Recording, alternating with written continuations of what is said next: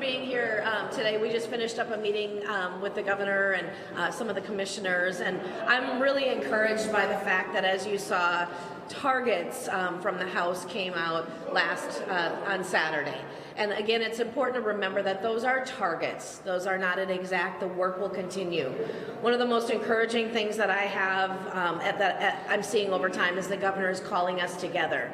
As you've heard from me specifically, wanting to make sure that that happens, that we can start the conversations. Our chairs are all doing the work that is needed right now within the committee structure, now that they have the targets, and that work is continuing on this week. There might be a couple of extra hearings for some bills that'll go on through next week, and then as we come back from break, that's when the work will take place. I don't have specifics to share with you at this point other than what you've seen coming out of the House, and then as you've seen from both the governor and the Senate too. But this is a good start of the process. A very unique time. This is the first time in a number of years that we have that impending deficit, as we've talked about, and that can't be ignored. And we recognize that, and so the numbers, and I've got Chair Torkelson here with me too, along with Leader Johnson, but as we are looking at that deficit going forward, that has to be top of mind, that we're doing the right thing. Increasing revenue, increasing taxes on Minnesotans, given what we have all seen on the increases and the spending of the surplus over the last 2 years is a non-starter. We recognize that, but these are talks going forward that are going very, very well. With that, I'll turn it over to you, Senator Johnson. Thank you. Well, Speaker Damath didn't want to spill the beans, but I'll give you all the secrets that happened in there. No, it was very high level. It started to talk about the targets, going through the different areas that we're going to have to get through before we get to a deal here in the end. We've got a month and a half left before the end of session, but very optimistic that we can get finished on time, given that we're already starting to go through the different jurisdictional areas and try to figure out where we can come together on that. So it's encouraging to be with the leaders and the governor in there as well, and hopefully these meetings continue and we make some substantive progress as we continue through this process.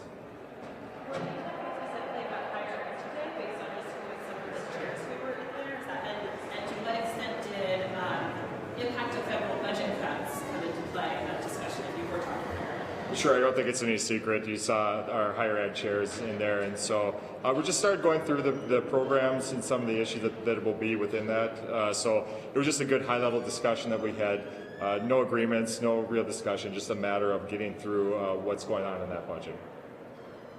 Speaking of talk about bringing kind of a bigger group, should we read more into that it wasn't just four leaders, but that it was the leaders, and then again we heard from higher ed, and I think that's an important piece as we're looking at different challenges within the budget, hearing from the commissioners and the specifics to make sure that we're all under the same understanding as we make those decisions. So nothing to read into negative. I'm again very encouraged by the fact that the four leaders along with the governor and then as needed other topics are being brought into the conversation. That's a really good place for us to be in. I still believe that we can get this work done on time by May 19th. I'm very hopeful, and there's nothing to lean into the fact that that could be challenged at this point. Talk a little bit about how you're working through being so far apart on some things. So for the House budget, holds education almost reduction money for the READ Act this biennium, nothing over base details. The governor has cuts to education that were heard today. The Senate has, I think, 600 million or something in the tails. So when it seems like you guys are all going down with like priorities, how are you guys zeroing in on the differences? I think it's important to recognize, again, these are targets, and the work in the committees are going on both in the House and in the Senate. I can turn it over to Chair Torkelson as he and Co-Chair Stevenson worked together on these targets and really came up with what was needed for the House. That work will continue. You're going to see differences, and we recognize that, but this is part of the budgeting process that happens every year. Very unique, though, under the tie situation in the House, so that good work is already going forward. Chair Torkelson, is there anything you'd like to add to? Well, specifically to the education situation, we really don't understand what the Senate is up to in that, in what we call the tails. So we're waiting for more information. I think we all support education, and we will figure out a way to get this thing working. I would just add that I tell my colleagues every day that we're making history. This is the first time we've had co-chairs of Ways and Means coming to an agreement on budget targets. and getting it done on time. I'm very proud of my co-chair, Zach Stevenson. We met constantly for about 12 days to get here. Hopefully we've set a great example for our chairs in the House that they can now negotiate a deal between them to reach their budget targets in a way that they can support in a bipartisan fashion. It's a new experiment for Minnesota, and so far so good. So unless something's changed since when we've been talking, I think President Trump's tariffs are still expected to take effect. So they're not the rest of the reciprocal tariffs today. Are you supportive of those? Are you concerned about the economic impact of those? Can both be addressed? Yeah, I'll go ahead and take the start of that. I think it's important to recognize we have work that we have to do here in the state of Minnesota, which is what is known at this point of where we're at. That is our primary focus on getting that work done on time. Of course, we will keep an eye on what is happening at the federal level, and as that does possibly have an impact later on, again, our work can be done on time. If we would need to come back for a special session later to make any adjustments, we are open to that. But at this point, we've got to get the Minnesota work done first with that in mind, but not over trying to guess on something that we don't have details on at this point. How's your daughter? Who asked About to be a that? grandmother? I have good news. Yes, I have a new grandbaby. Yeah. Thank you for asking. Everyone is healthy and good, so thank you for asking.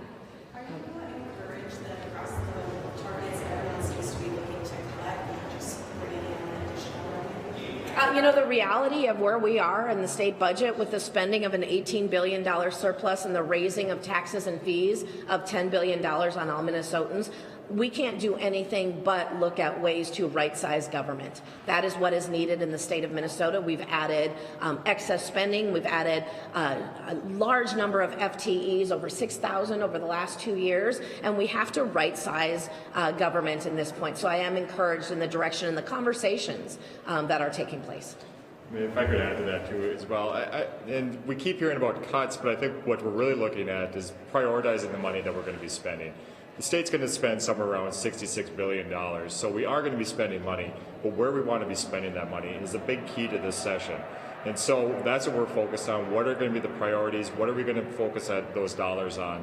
And that's really what these discussions are all about today. So it's not about cutting, but it's about where we're investing.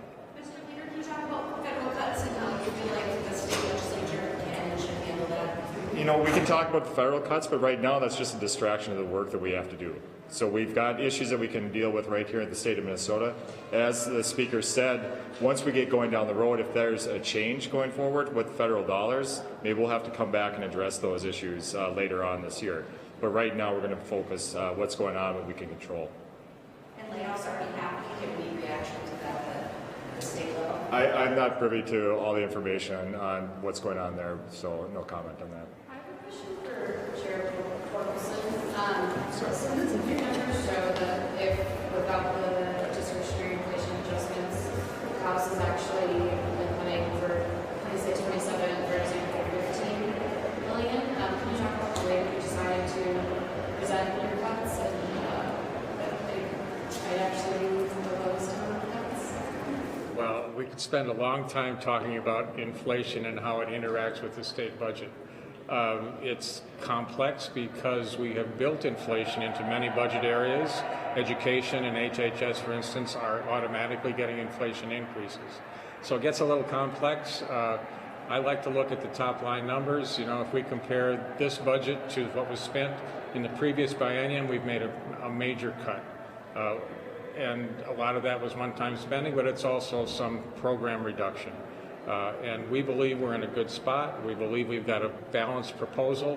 It's a compromise. It would be different if Republicans were writing their own budget or if Democrats were writing their own budget, but we've accomplished this without tax increases proposed in what we've presented. So I think we've done some good work. Not everyone's going to be happy on either side of the equation, all right? And that indicates to me that we've reached a good spot. When everybody's a little bit unhappy, that's where we need to be. No shenanigans. No shenanigans. The no shenanigans. No shenanigans so far. My eyes were wide open looking for that. And I will also say I have not had to charge up my chainsaw.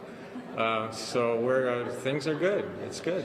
On the Governor Walz also has a meeting with St. Paul Mayor Carter this afternoon, presumably the stadium that Arena House will come up.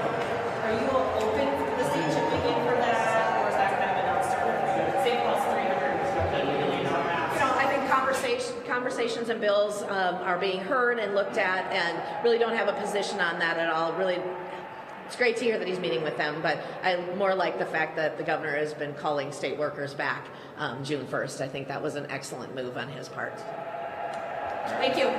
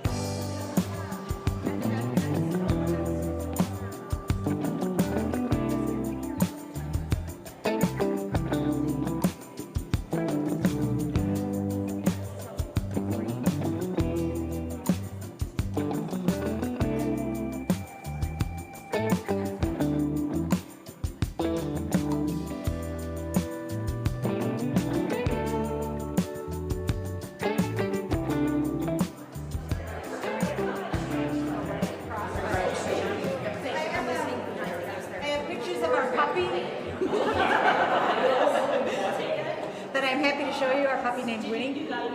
We have a puppy that's 10 months old. Yeah, I know. I'll show you later.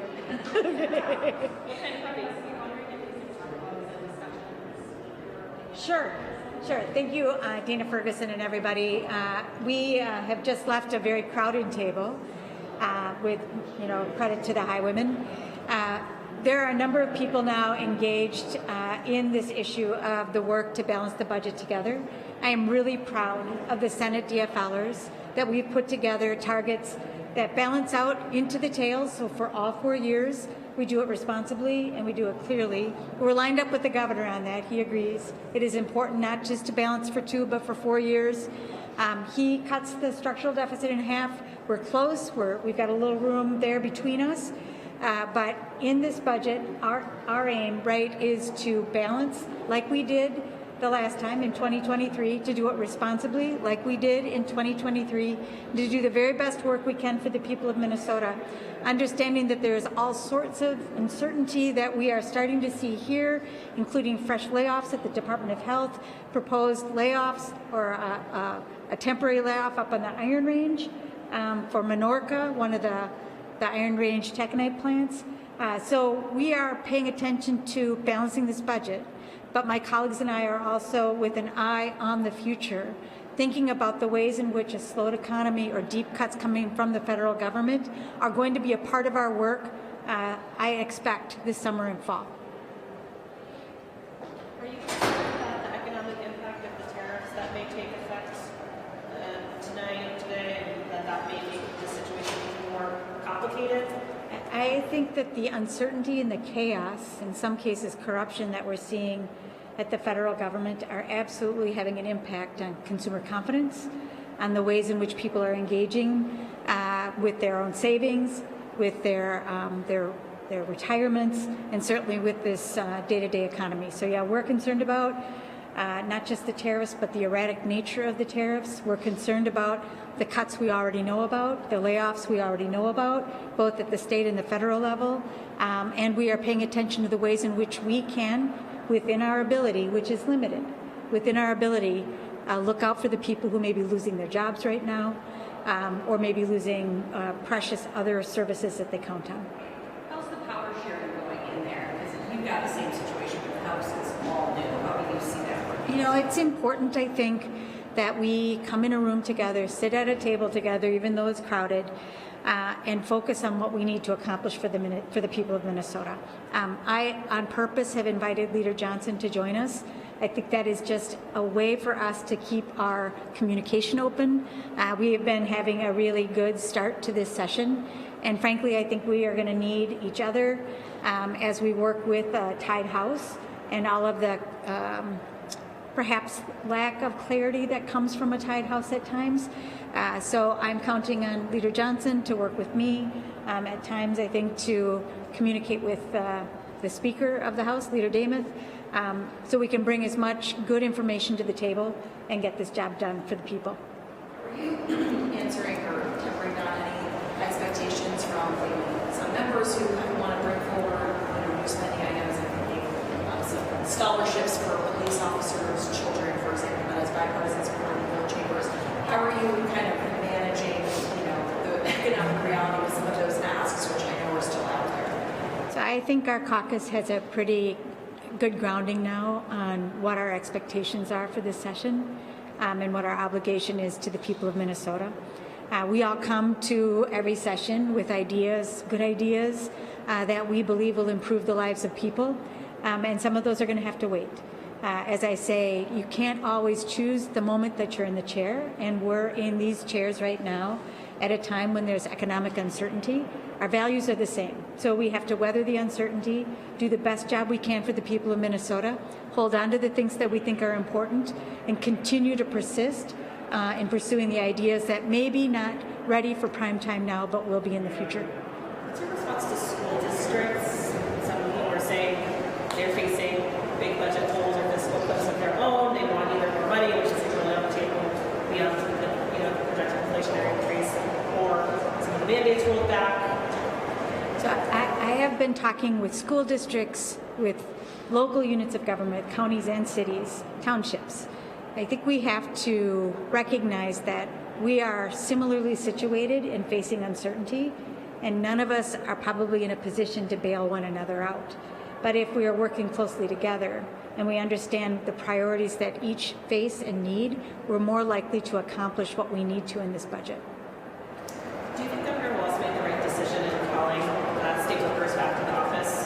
That is a conversation for those workers with Governor Walz. I do understand the hardship that proposes for people who have to find childcare, et cetera, but it is a subject that they need to hash out together. We talked about the results of the Wisconsin Supreme Court election yesterday. I have a cousin named Joellen Pauls, and she is a newly retired special education teacher in Columbus, Wisconsin, where I am from, and she's never been involved in politics before, but she has been door knocking, hosting, launching, very engaged in this race as a result of what happened in the 2024 election, and she was so filled with hope last night because of that victory. I am really, really happy to know that the voters in Wisconsin chose principle over the influence of Elon Musk's money, which I found incredibly disgusting, honestly, what he was doing. He gave the cheesehead a bad name, and I am really, really grateful that the voters in Wisconsin chose principle over that. Thank you. I hope to see you all soon. Thank you.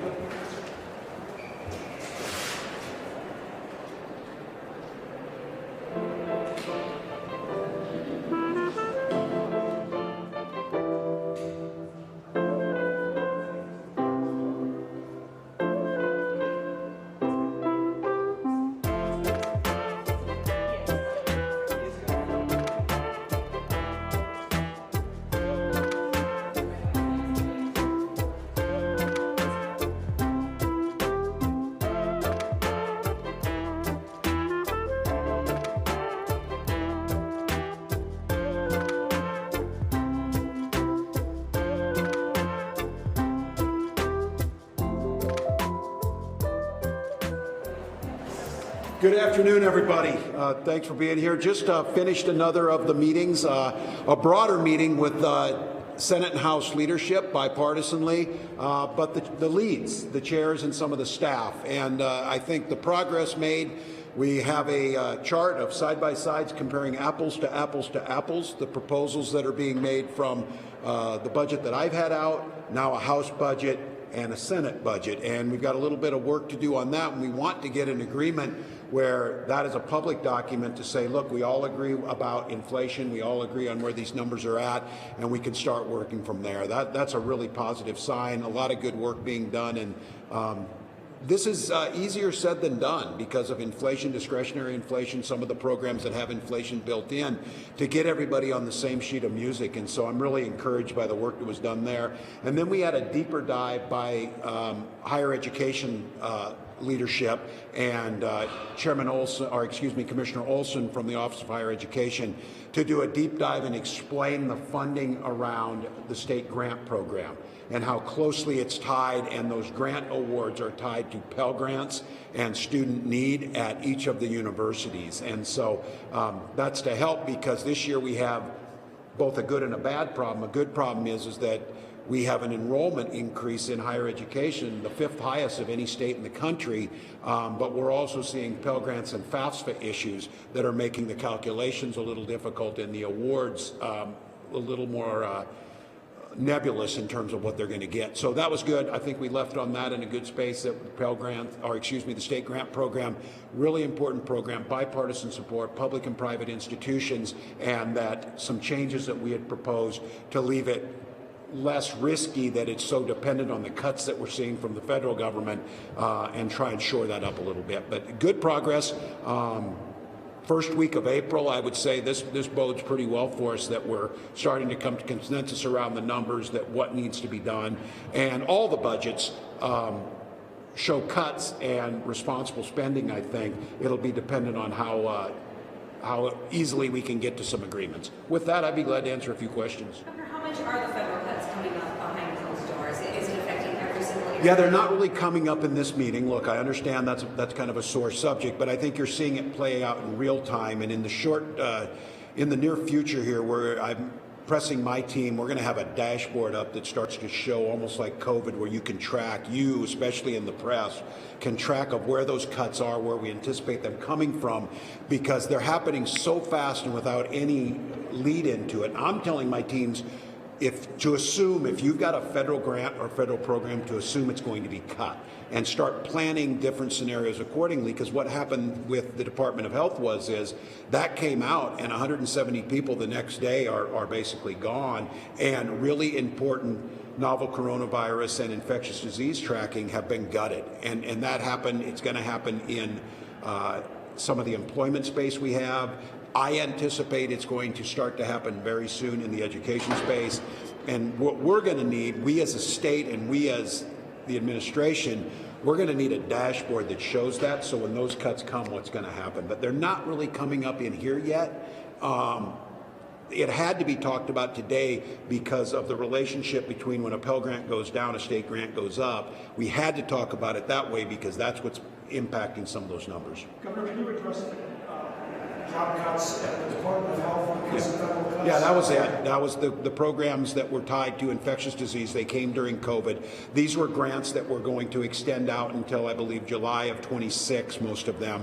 And we got no notice on it other than the day of. They made the announcement, I believe, on the 24th, and on the 25th, our people were gone. And those were mostly in the areas of infectious disease monitoring, some of the lab work.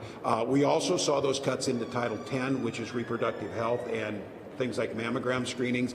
And one of the areas I'm deeply concerned with is we're seeing the cuts also impacting some of our student chemical dependency work that we've been doing. For the first time, we're actually seeing some significant reductions in usage and overdose death. And right at the same time, we're going to see some significant cuts that basically those programs will be eliminated because they're not funded statewide. We use them in addition to the state programs.